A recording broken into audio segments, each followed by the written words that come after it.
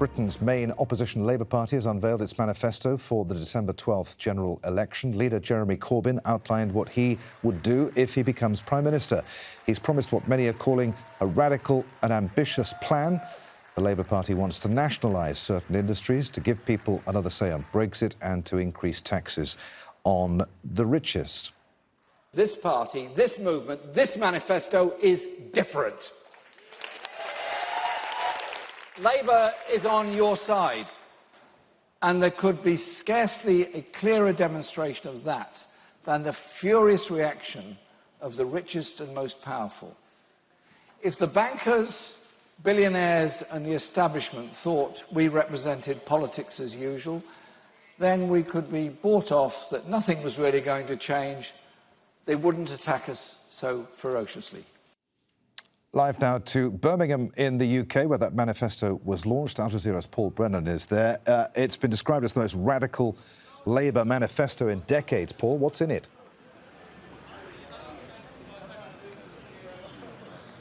Yes, I mean, it's been also described as probably the purest distillation of Jeremy Corbyn's view on politics overall. I mean, he's basically thrown everything that he possibly can at this. It is the pinnacle, if you like, of his political career. He really has listed everything that he wants to change in the UK. I have the manifesto here, 105 pages, little red book, and the contents of it, journalists are still pouring through, but I can give you some of the headline differences, the reforms that he's proposing. A living wage, what he calls a real living wage of the equivalent of around $13 an hour. 1 million green jobs for climate change. Nationalising broadband and some of the what he called natural monopolies, such as the railways, water, energy, the mail and the railways. And water. Also abolishing tuition fees for higher education and university students. Now, obviously, in a place like this, that went down particularly well with the audience in the room listening. Other ones, though, a one-off windfall tax on oil companies. And I understand there was some dilemma within the shadow cabinet, within Jeremy Corbyn's cabinet, about that, fearing that it might damage the North Sea oil industry. But nevertheless, it is in there, although not in very specific terms. How does he propose to pay for all of this, Paul?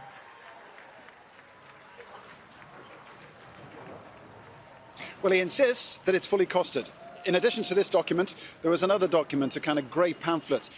The estimate of economists is that it's going to cost the equivalent of around $90 billion to pay for this plan. But the Labour Party says that they have gone through it with a fine-tooth comb, that they have the funds, that they have the tax proposals to actually fund this fully. And they are saying that this is not some kind of magic money tree, but they actually do have the proposals to do it. Now, what was interesting, though, is in proportion to the radical nature of this document, what they're saying is that judge it by the opposition that it generates. It's quite a radical strategy to sell it to the public.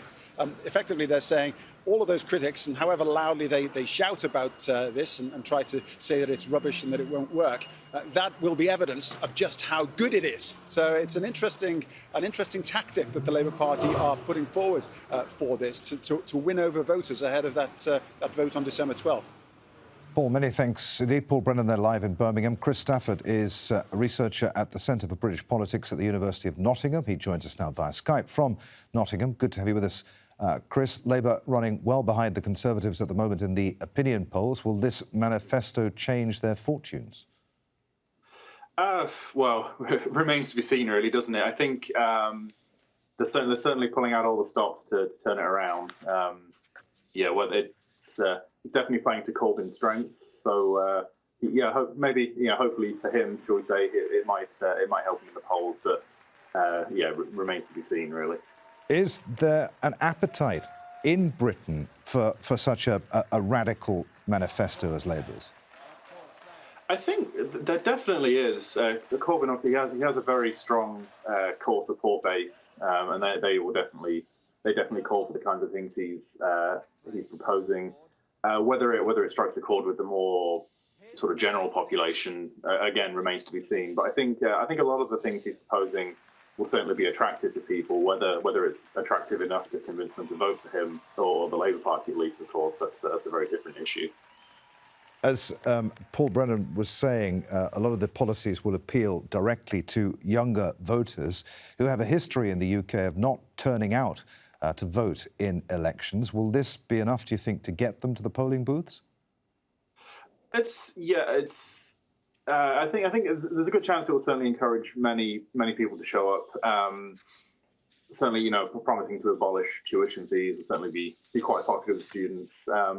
So, yeah, although young people are notorious for not turning out to vote, certainly a lot of these policies are very attractive to young people. So there's a good chance that it could convince a lot of young people to turn out and vote. There does seem to be a lot of dissatisfaction with the current politics among younger people. So, yeah, potentially it could increase young turnout. OK, Chris, good to talk to you. Many thanks indeed for being with us. Chris Stafford there No problem. in Nottingham.